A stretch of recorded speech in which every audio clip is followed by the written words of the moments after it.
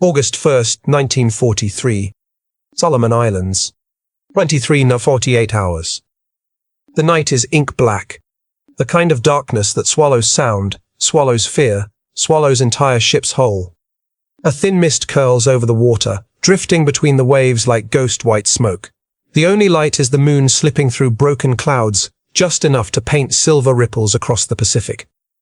On the quiet sea, a small wooden silhouette cuts through the waves at high speed. A USPT boat, barely 80 feet long, more mosquito than warship. Inside the cockpit, Lieutenant Junior Grade Bill Marshall grips the wheel with both hands, eyes narrowed.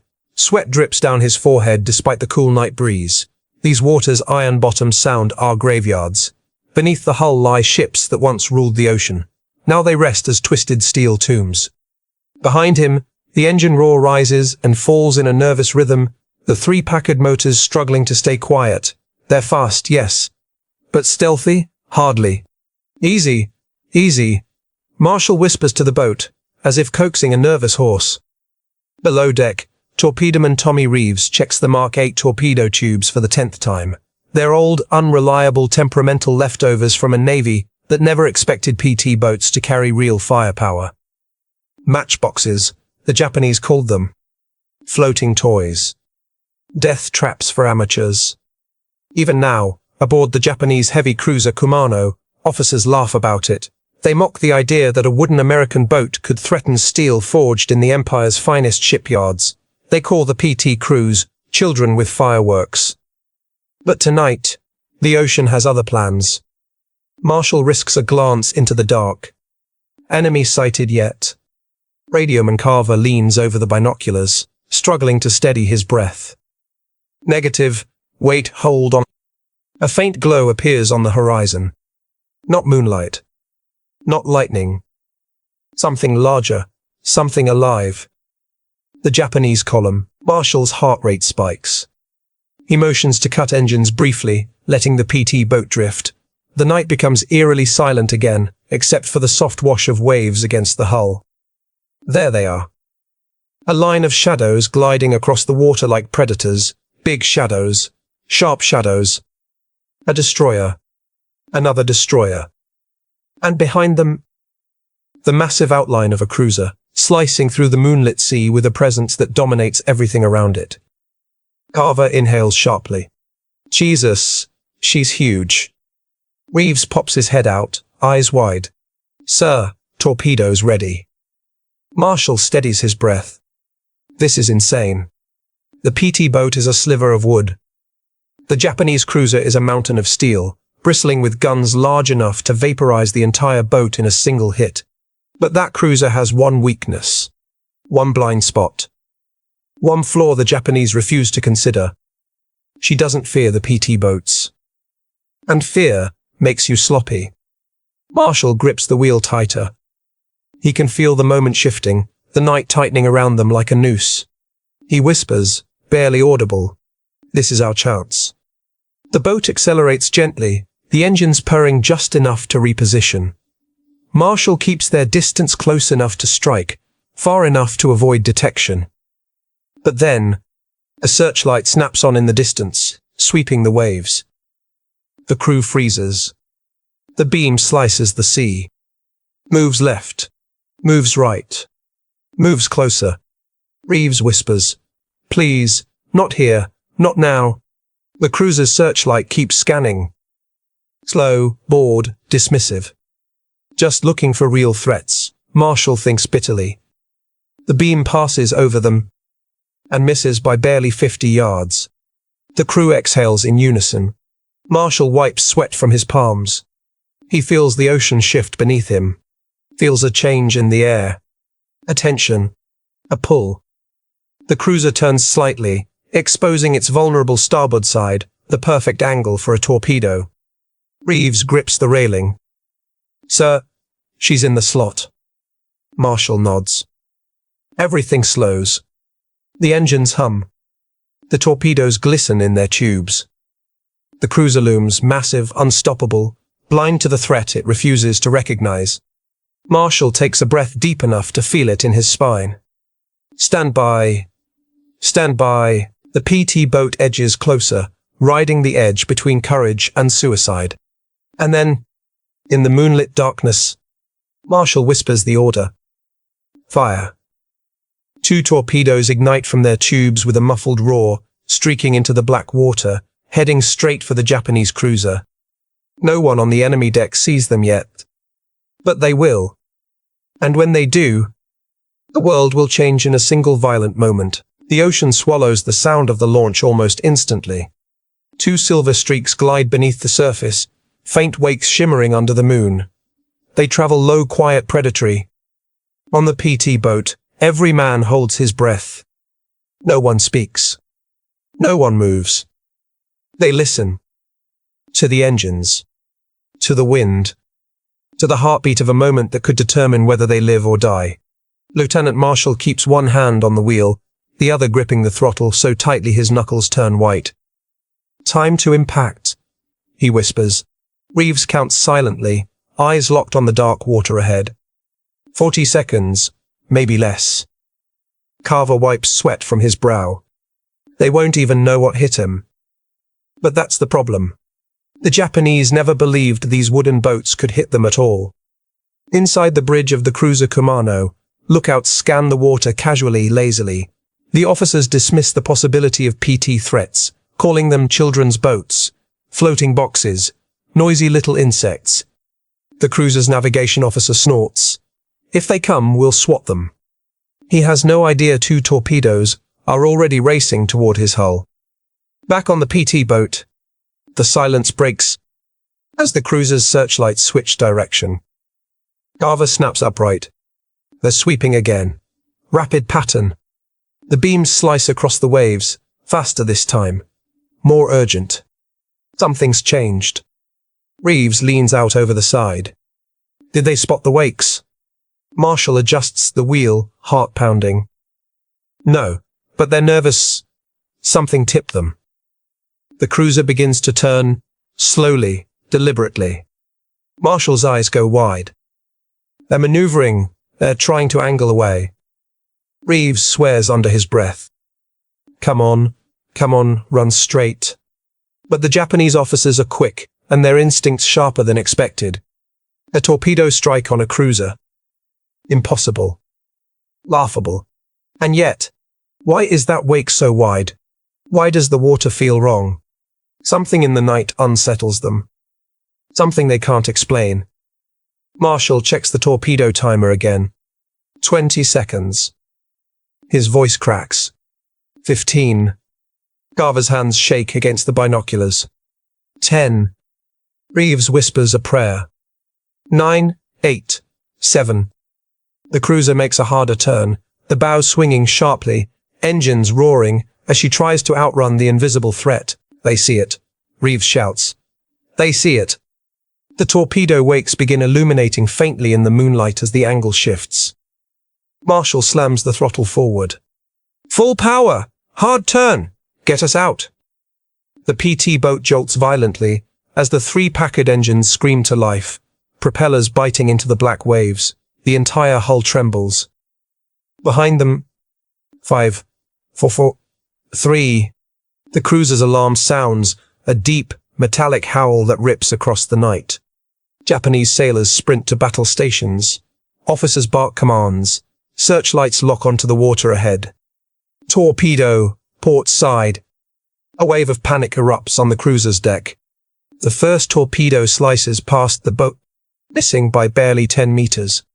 The second, Marshall hears a deep, monstrous rumble. Not an explosion. Not yet.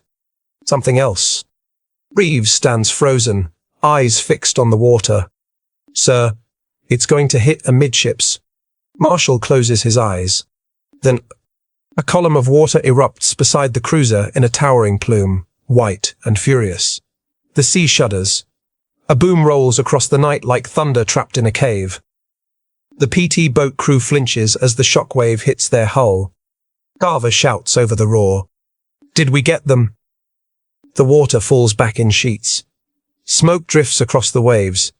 Men yell aboard the cruiser. Machinery clatters. The ship lists a few degrees to starboard. But then, a second, Smaller explosion ripples beneath the surface. Reeves grips the railing. That's a hull breach. We hit something. Marshall's heart pounds in his ears.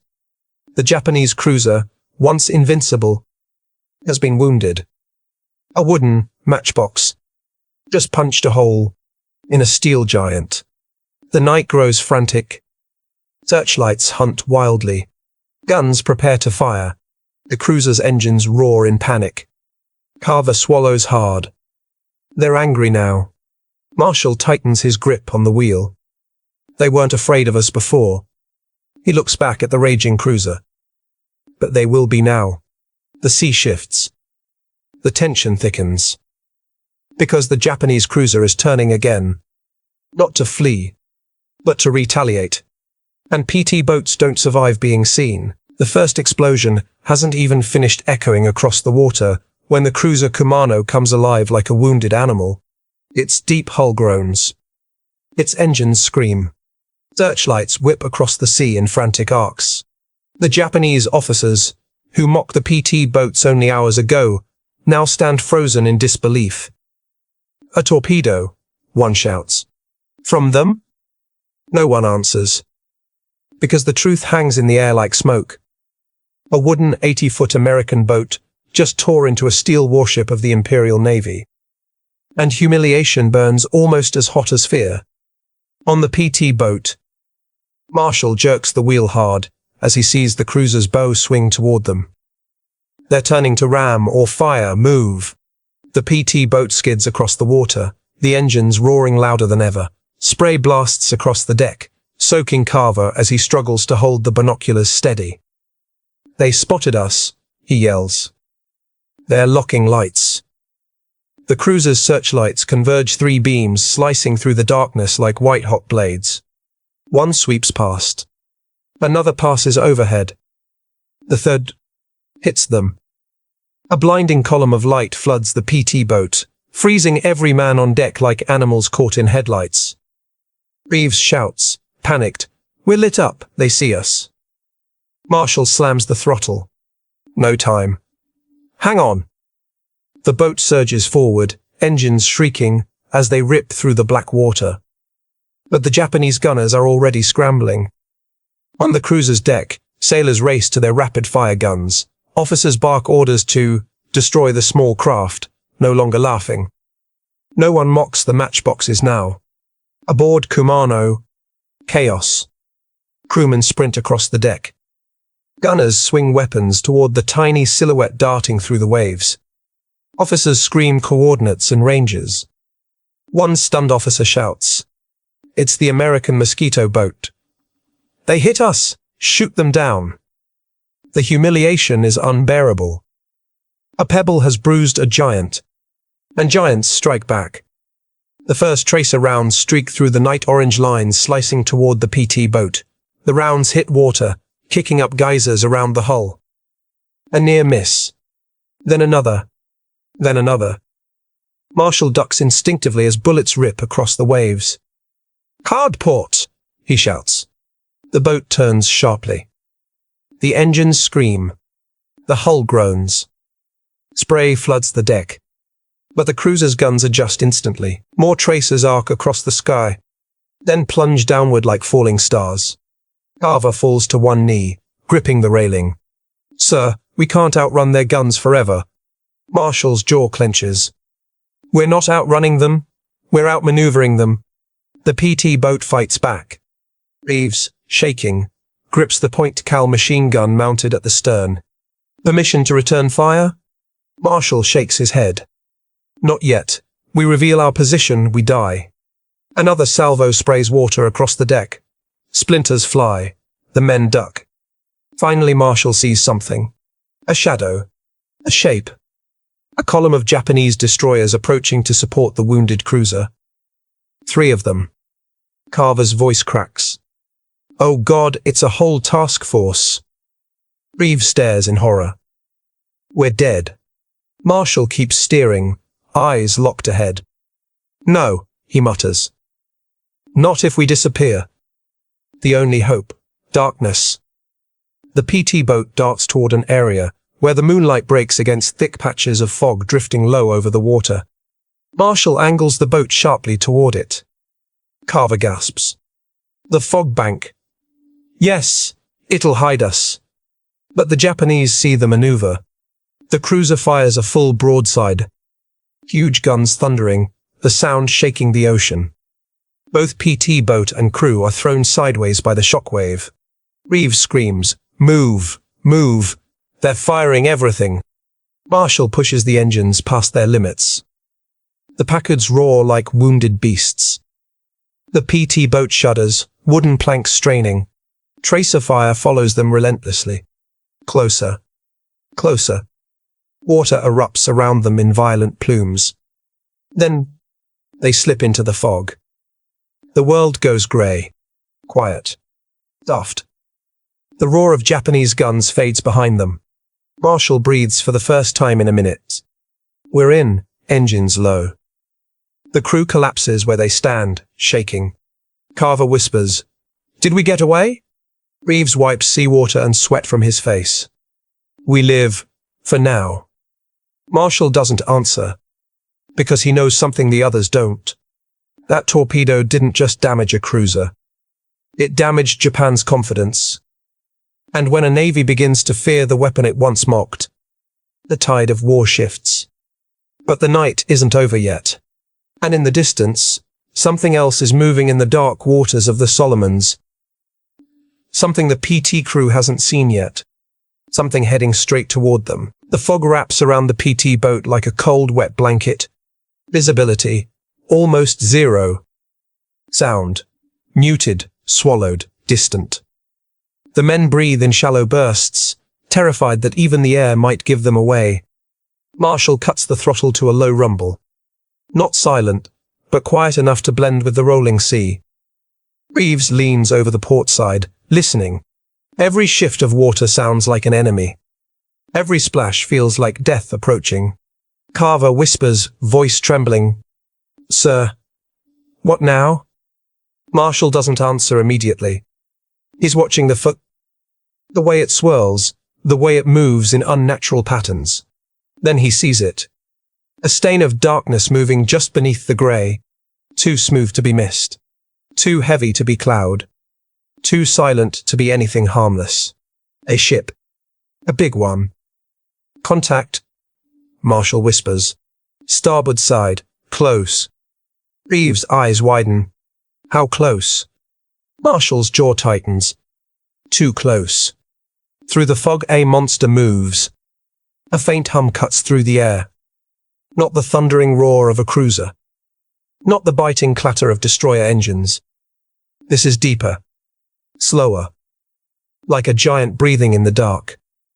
The fog thins just enough for a silhouette to appear. A bow. A long, sharp bow slicing forward. Not a cruiser.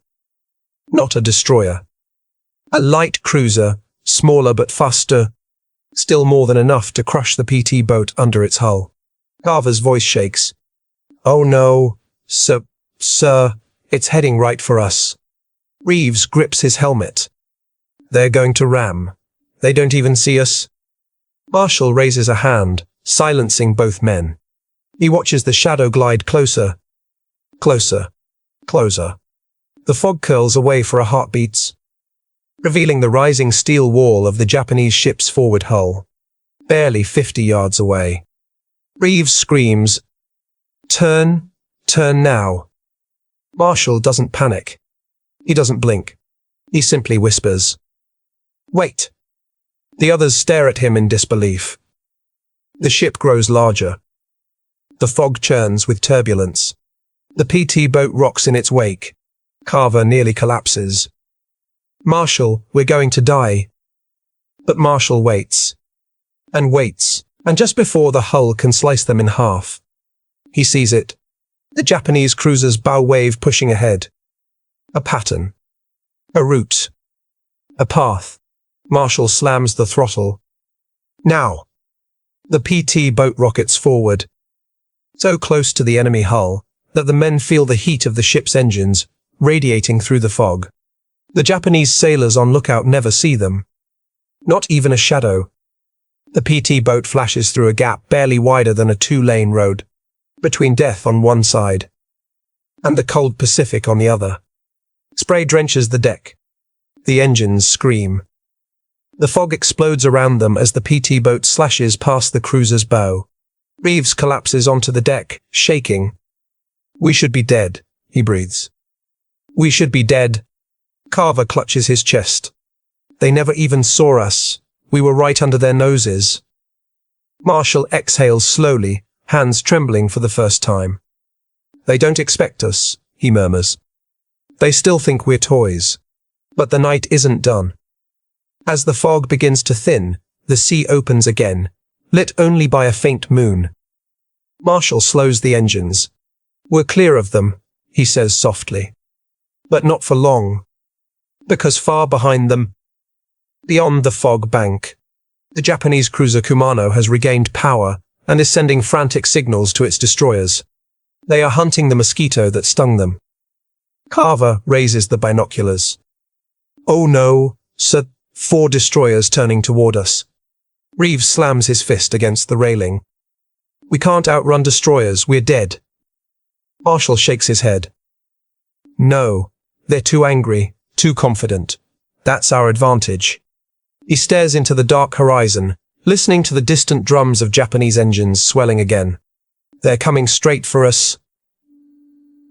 Carver whispers. Marshall tightens his grip on the wheel. "I know."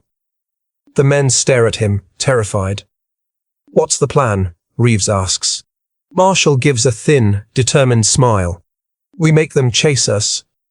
Right into the one place destroyers fear more than torpedoes." Reeves swallows hard. "And what's that?" Marshall points ahead. Toward a massive stretch of dark, shallow reef hidden beneath the waves. A battlefield only a PT boat can survive. The Japanese ships roar closer, blind with fury. And the PT boat speeds toward waters where giants cannot follow. The PT boat races across the black surface of the Solomon Sea, engines screaming, spray blasting into the night. Behind them, the destroyers thunder forward 4 steel predators, cutting through the waves with ruthless precision. Carver looks back and nearly loses his breath. "They're gaining on us, sir. Fast." Reeves grabs the stern rail, knuckles white. "Marshall, we can't outrun those monsters." Marshall doesn't look back. His eyes are fixed on the horizon, on something only he seems to see. "We're not running," he says quietly. Reeves stares at him, as if he's insane. "Then what the hell are we doing?" Marshall points ahead, toward a vast, shimmering patch of water that looks calmer than the rest.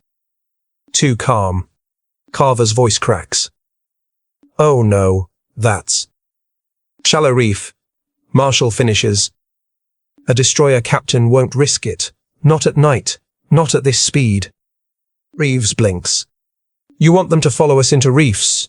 That'll kill us too." Marshall shakes his head. "No, they draft too deep. We don't." The PT boat light, wooden, nearly buoyant, compared to steel giants, can dance across waters that would rip the bottom out of a destroyer. But the Japanese don't know that. Not yet. Behind them a flaring fury. On the lead Japanese destroyer Shigeru, Captain Hashimoto slams his fist on the railing. "A PT boat," he roars.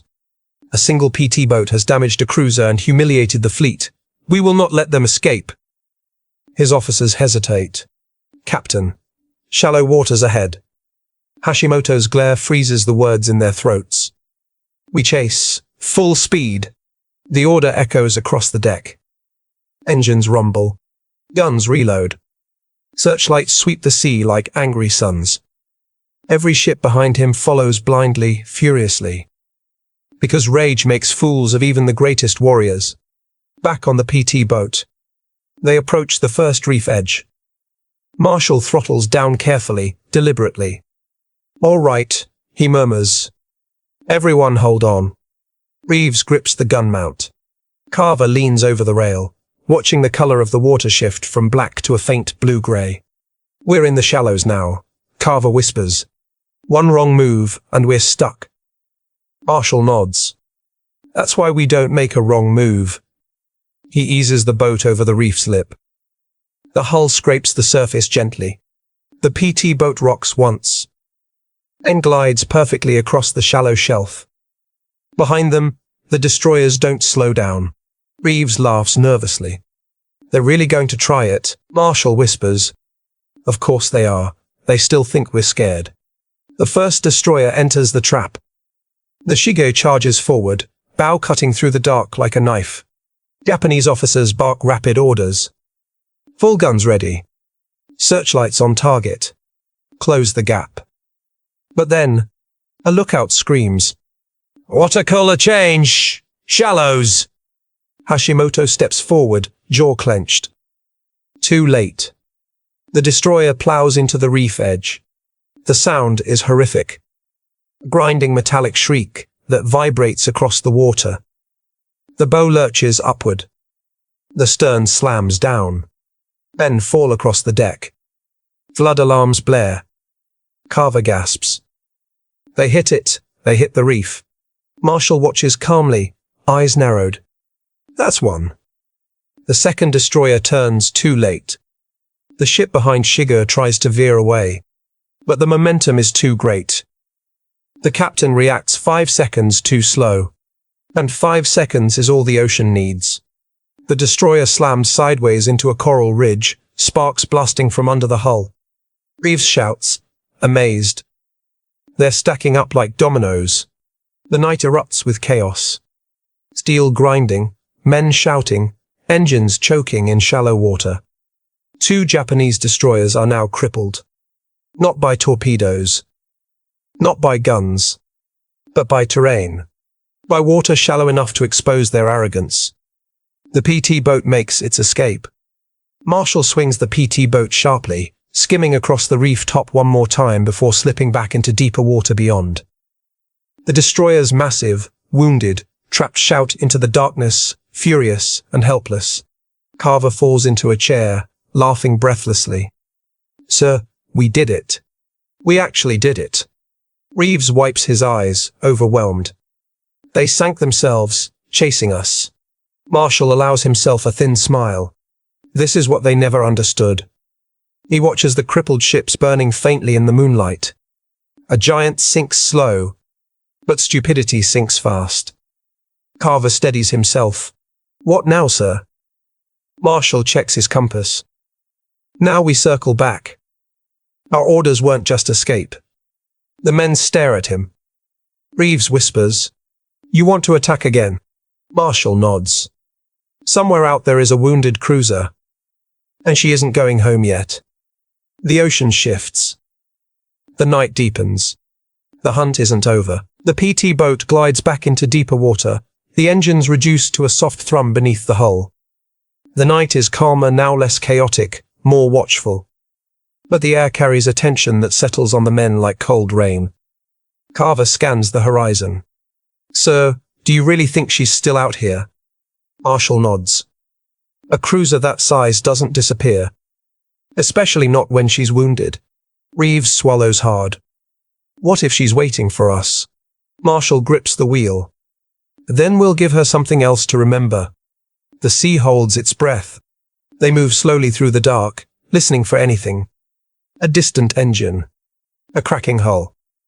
A command shouted in Japanese. But the ocean is strangely silent. Carver raises his binoculars again. Nothing yet. But wait, sir, hold on. He leans forward, adjusting the focus.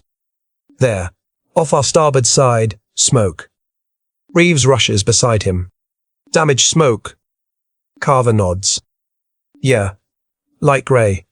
Looks like someone limped away and stopped. Marshall angles the boat gently. She's hurt. She's hiding. The men fall silent. Even the waves seem quieter. Then the fog breaks. A gap in the mist reveals a silhouette massive, still, dark as obsidian. The cruiser Kumano, listing slightly. Rudder damaged. Lights flickering across her wounded hull. She is no longer the proud steel predator that mocked American matchboxes. She is a crippled giant, alone in the night. Reeves whispers, "She's dead in the water." Marshall shakes his head. No ship is dead until she stops fighting. As if responding, a spotlight on the cruiser sputters to life. Beak. Shaky. Searching for the small enemy that dared wound her. And then Carver sees something else. Sir, lifeboats. They're lowering lifeboats. Reeves frowns. They're abandoning ship. Carver looks closer. No, not abandoning. They're transferring wounded. They think the danger is gone. Marshall tightens his grip. They think we ran. The last sting of the matchbox. Marshall signals the crew. Prepare tubes. We launch from here. Reeves checks the Mark 8 torpedo tubes. Only one left, sir. Marshall nods. One is enough. The PT boat drifts closer, cutting its engines entirely. They approach like a shadow, invisible on the black water. The cruiser looms above them, silent, wounded, blind. Carver shakes his head in disbelief. They still don't believe we're dangerous.